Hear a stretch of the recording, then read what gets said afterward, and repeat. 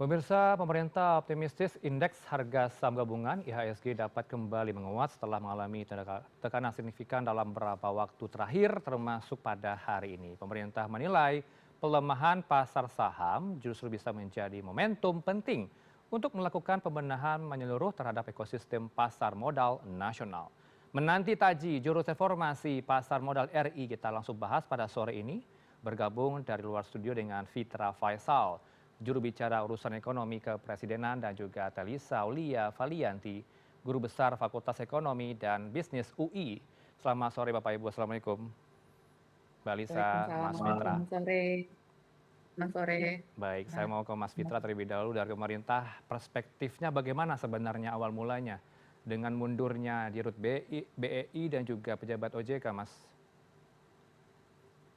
Iya, Mas. Jadi ini ibaratnya kita tersengat, tetapi untuk berbenah ya. Jadi mundur Oke. 1.000, tapi untuk maju 8.000. Karena biar bagaimanapun MSCI ini merupakan peringatan ya buat kita untuk melakukan pembenahan di dalam ya, perubahan tata kelola. Ya, salah satu yang perlu kita rubah ya sesuai dengan concern dari MSCI adalah dari data shareholder pemegang sahamnya, yang mana sekarang dinilai tidak transparan, dan maka itu menjadi penyebab freeze-nya MSCI. Beberapa emiten yang harusnya sudah masuk tetapi tidak bisa masuk karena memang ada faktor transparansi itu yang masih terpending.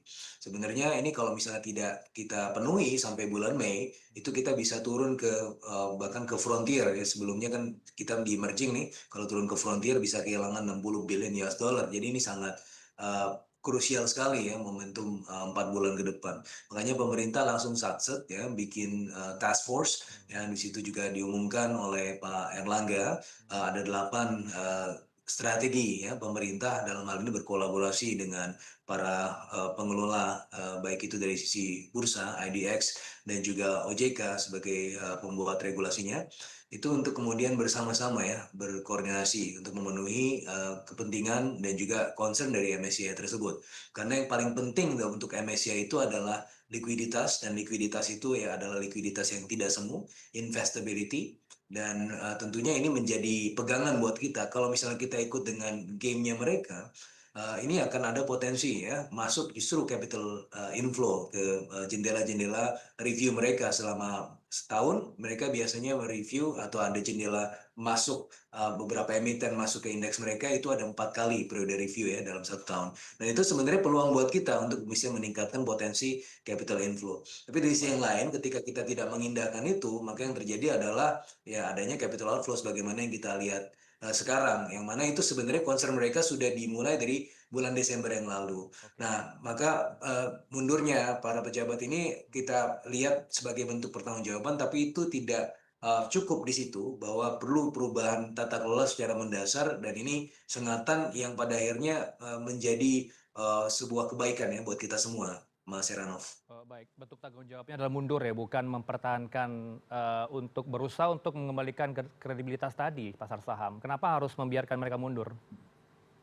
Ya, ini kan ini adalah keputusan personal ya. Jadi Oke. mundurnya itu adalah ya salah satu bentuk pertanggungjawaban. Tetapi tentunya untuk menaikkan kredibilitas itu adalah hal yang lain. Hmm. Karena kalau kita lihat sampai kemarin ya sempat rebound, sekarang juga kembali merah. Tetapi dalam periode rebound tersebut lebih banyak aktivitas domestik. Oke. Sementara foreign masih net sell. Dan dalam konteks seperti itu, maka kita belum sepenuhnya bisa meregain trust dari foreign. Nah, oleh karenanya pemerintah menjamin dan terus menjalin komunikasi ya dengan para pelaku pasar dan juga dalam hal ini MSCI via bursa, karena as we speak ya bursa juga sedang berdiskusi dengan MSCI ya, dan dalam hal ini pemerintah berada di luar gitu ya, karena ini adalah market mechanism yang harus dijaga ya, private entities, dan mudah-mudahan pemerintah juga bisa dalam hal ini menjadi salah satu kolaborator ya.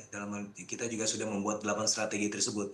Dalam konteks ini tidak hanya kemudian dalam konteks teknis peningkatan free float, tetapi juga dalam konteks pelibatan institutional investors. Dalam hal ini pemerintah mencoba untuk memperdalam pasar juga dari sisi domestik dengan melibatkan institutional investor lebih signifikan. Salah satunya adalah keterlibatan dari jasa asuransi, dana pensiun, BPJS TK, dan bahkan juga Danantara di sini, Mas Heranov. Baik, itu juga menjadi apa ya, respon dari sejumlah ekonom, Mas Fitra, soal pelibatan dari Danantara di pemegang saham nanti. Apakah, ini akan berjalan dengan efektif karena akan juga ada saham BUMN di situ?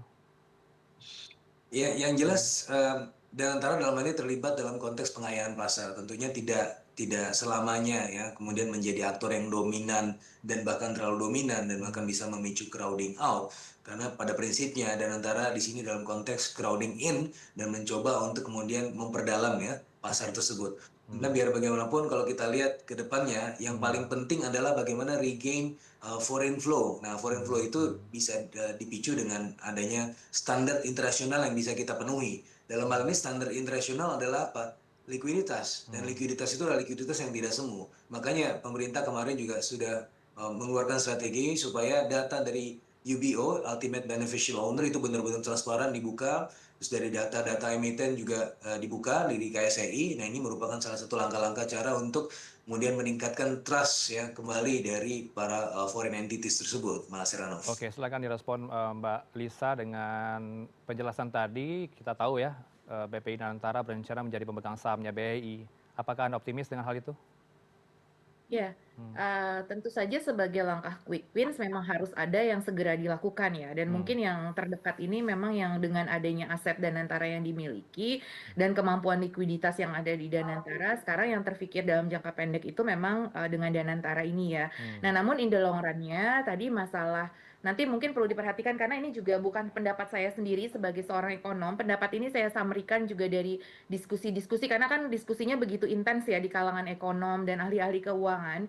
Itu adalah kita tetap harus menjaga independensi bursa itu sendiri ketika nanti Danantara itu misalkan menjadi pemegang saham yang dominan. Nah, itu Hmm. kan juga ada untuk saham BUMN sendiri ya. Jadi Ya. bagaimana tidak bias kepada saham BUMN nanti di mana Danantara nanti sebagai major shareholder misalkan atau seperti Hmm. apa. Nah, itu harus dijelaskan ya nanti bagaimana. Tapi Hmm. secara di dalam Quick Wins memang ini sebagai sebuah langkah jangka pendek yang harus untuk menyelamatkan tadi kepercayaan investor dengan demutualisasi ini harus segera berjalan. Memang akhirnya melibatkan Danantara seperti itu. Jadi Oke. itu memang yang harus dijaga ya independensi dari bursa efeknya itu sendiri ketika Mhm. nanti dan maksudnya bukan hanya BUMN karena di sini ada peran dari private sector juga. Jadi kami memberikan masukan kepada pemerintah nanti bagaimana mengajak juga private investor, institutional investor private untuk berdiskusi ya bagaimana keberadaan Danantara ini diyakini tadi oleh Pak Fitra bilang jangan Mhm. sampai menimbulkan crowding out tapi harapannya crowding in. Nah, ini kan perlu komunikasi dengan Mhm. para pelaku dan ahli-ahlinya gitu ya dan dengan para investor institusional juga yang di luar pemerintah gitu Mhm. bahwa nanti walaupun nanti Danantara masuk di dalam demutualisasi tapi tidak akan mengganggu independensi dan bias ya dari bursa efek nanti yang terjadi itu seperti apa di dalam itunya perlu dikomunikasikan. Terus kemudian Oke. yang kedua saya sepakat banget bahwa ini kita Hmm. harus bersama-sama nih berkumpul ya. Jadi berkumpul dan menginikan ide-ide gitu ya. Dari ekonom sendiri tuh banyak sekali ide-ide harapannya itu juga bisa diterima oleh pemerintah masukan-masukannya bahwa Hmm. satu sektor keuangan ini juga ternyata penting kan karena selama ini memang kita fokusnya sepertinya ya banyak di Hmm. sektor real gitu dengan program-program prioritas sehingga sektor keuangan tuh memang tidak ada di Astacita sehingga itu Oke. padahal menjadi penting Hmm. program-program di Astacita itu tanpa sektor keuangan itu kan juga ini ya maksudnya belum eksplisit banget gitu Baik. di dalam Astacita jadi ternyata Hmm. menjaga sektor keuangan itu juga menjadi sangat penting dan bagaimana market di karena sektor keuangan itu biasanya berbasiskan kepada Hmm. mekanisme pasar di mana di situ Oke. kita bicara transparansi, pembentukan Mhm. harga yang fair dan lain sebagainya termasuk Baik. nanti nahkoda-nahkoda yang ada di sektor keuangan diharapkan berasal dari SDM-SDM yang kompeten dan profesional. Jadi Baik. bukan hanya Hmm. nanti dari takutnya kan gini ya, banyak nanti kepentingan-kepentingan negara betul untuk melindungi negara hadir, namun Oke.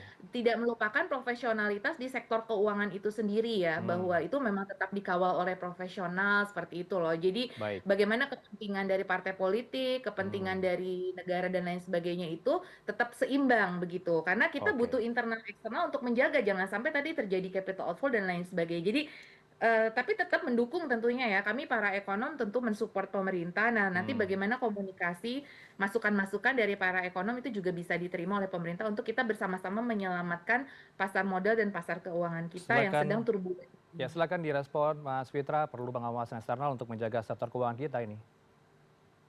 Ya tentunya. Hmm, Jadi bahwa sekarang yang paling mendasar adalah perubahan tata kelola ya. Tata kelola ini yang paling riskan ya ketika kita mencoba untuk kembali terbuka ya dan menjadi positive signaling effect buat foreign entities. Tapi di sisi yang lain ya governance ya merupakan salah satu kunci dan hmm, ini juga menjadi salah satu pidato kunci Pak Presiden di Davos kemarin, hmm. rule of law, regulatory quality. Makanya Presiden juga sangat concern sekali ya terkait dengan betapa tertinggalnya tata kelola dalam hal ini tata kelola bursa kita ya dalam hal ini BEI, KSEI yang juga tidak kemudian segera melakukan sinkronisasi padahal diminta dari bulan Oktober.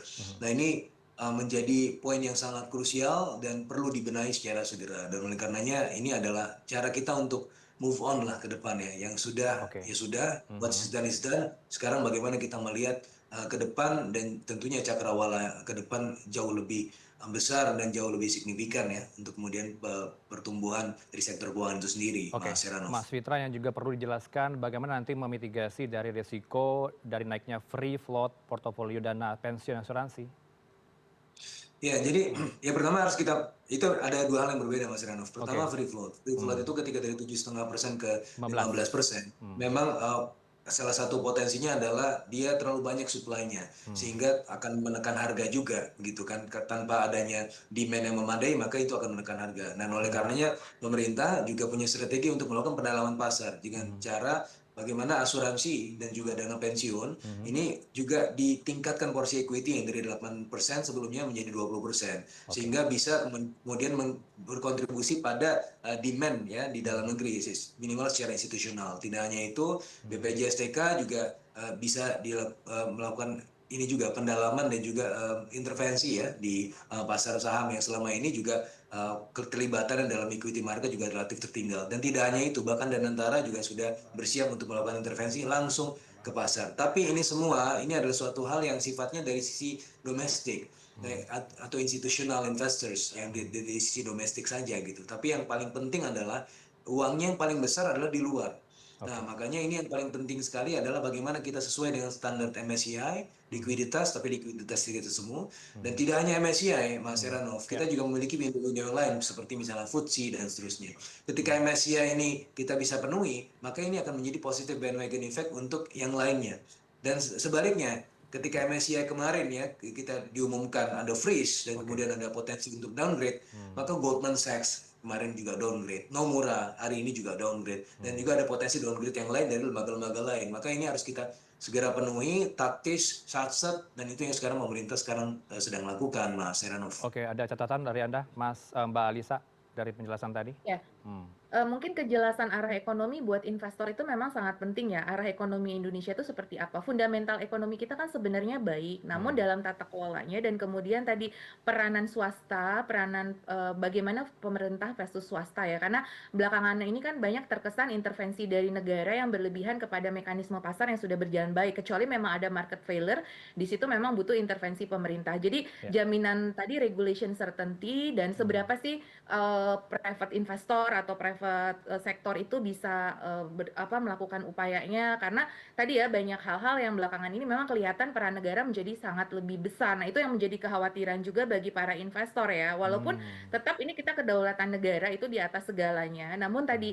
kalau kita bicara sektor keuangan, again itu adalah harus ada hukum yang sudah kita ketahui bersama bahwa bagaimana di situ ada peran dari private sector, terus kemudian market mechanism yang sudah baik itu tidak diganggu dengan terlalu banyaknya intervensi negara yang berlebihan seperti itu. Hmm. Negara tuh lebih sebagai wasit gitu kan. Nah, itu juga Oke. yang harus diperkuat sih. Jadi bagaimana investor tuh nyaman dan tidak Hmm. ketakutan gitu ya dalam berinvestasi itu butuh komunikasi kebijakan sih. Makanya dengan Pak Fitra ini dari Bakom kan Hmm. selalu mengkomunikasikan kebijakan ya. Ya. Jadi bahwa komunikasi kebijakan yang diharapkan oleh para investor juga bahwa mereka itu usahanya itu memang terjamin gitu bisa Hmm. sustain di Indonesia Hmm. dan itu tadi ya mereka keberlangsungan bisnisnya juga seperti itu. Jadi Hmm. adalah dari kedua belah pihak bahwa tetap investor juga tentu mematuhi aturan-aturan sesuai dengan negara Indonesia ya. Tetapi Baik. on the other hand, bagaimana tadi masalah certainty of regulation-nya, kemudian bahwa mereka bisa nyaman untuk berinvestasi atau berusaha di Indonesia gitu. Karena kan